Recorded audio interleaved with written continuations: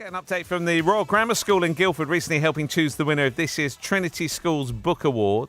And Tamsin Farthing, librarian at RGS, founding member of the awards. Hello there. Morning. Hi, James. How long's this been running then? Well, we started it in 2014. There was a small group of librarians who got together. As you probably expect, a large part of a school librarian's job is to encourage students to read and enjoy reading. And following book awards can be a really good way to introduce them to the best books that are available.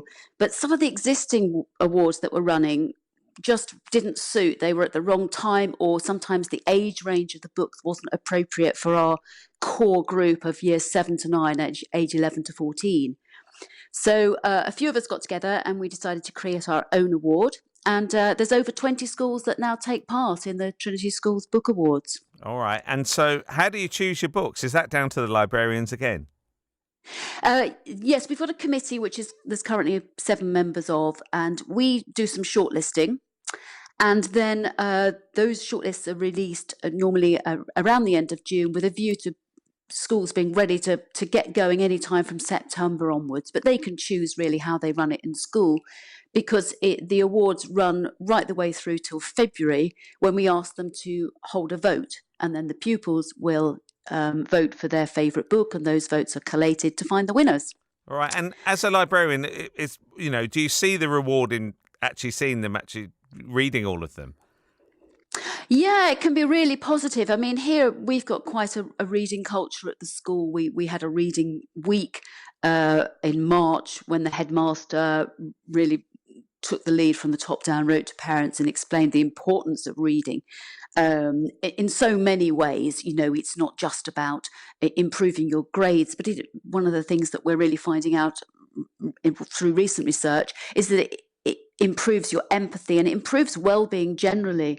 And I think that's incredibly important as we're coming out of the pandemic, to find ways to boost students' well-being. And so we use the Trinity Schools Book Awards in school as part of that sort of ongoing reading promotion programme. We have a series of reading challenges that the young groups do. And for example, the year 8s, in order to get their bronze award, they have to read a Trinity book, and they have to do one of the responses to it. Because the other good thing about the Trinity Awards is that we have 2 competitions for students to enter from all of the schools that take part. One is for the best review, and one is for a creative response. And certainly for that latter category, we have seen some incredible things come in over the years. We have had musical compositions, we've had decorated cakes, we've had animated and live action films, poetry, sculpture, board games, absolutely anything goes. And every year there's some entries that blow the judges' minds. And just as the most recent example, this year's winner was a beautiful, moving film that had been inspired by 2 books that were on the latest list about refugees and migration. And they really got to the heart of how it must feel to leave your home not knowing what will happen to you. And that was reflected in this lovely film. So let's talk about the winning book. It is Ghost Boys. It was Ghost Boys, yes, by Jewel Parker Rhodes. It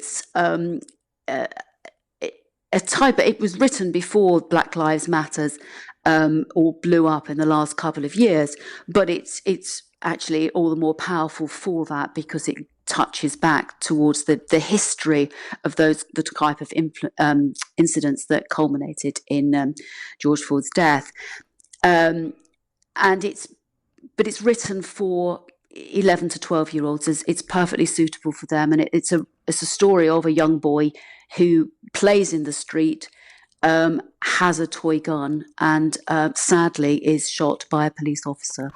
And the rest of the book is narrated by this boy's ghost, seeing the devastation that's wreaked on his family, but also connecting with a girl who we subsequently find out is closely connected with the police officer who fired the shot. And so we see all of that. And it's a really powerful way for children of that age to understand a little bit more about the background to this current situation. So it's a really, really good read. I'd recommend it. It's called Ghost Boys. Well, look, it's all over for this year, but then you start again. You've got your shortlist coming out again. Yes, absolutely. That's my reading pile at the moment, is books that we're considering for the shortlist. We're looking to announce that towards the end of June. And then we are hoping very much that, unlike the last couple of years, we will be able to have a live ceremony at one of the participating schools next March. We've had to be virtual the last couple of years, but we're really hoping that we will get back to filling a hall with kids who've enjoyed reading the books. That's great. Look, I heard the bell go off. Another class on the way, or for you to be somewhere else. Nice talking to you. Appreciate your time today. No, thank you very much for having me on. Thank you. Tamsin Farthing there from RGS. She's a librarian there.